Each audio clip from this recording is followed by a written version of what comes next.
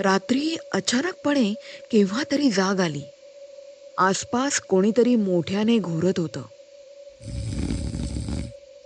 मी डोळे उघडले होते, पण काही दिसेनाच. आपण कुठे आहोत हे समजायलाच आधी जरा वेळ लागला. चिमणी विझली असावी किंवा काटकसरी आजीने मालवून टाकली असावी. वेळेचा अंदाज नव्हता.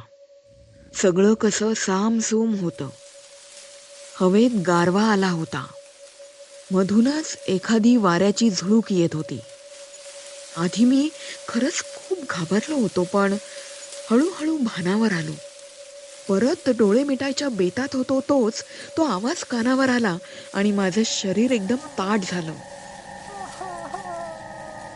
शब्दफुले बाय सुजाता या आपल्या पॉडकास्टवर आज आपण ऐकत आहोत साखळी. लेखन नारायण धारव.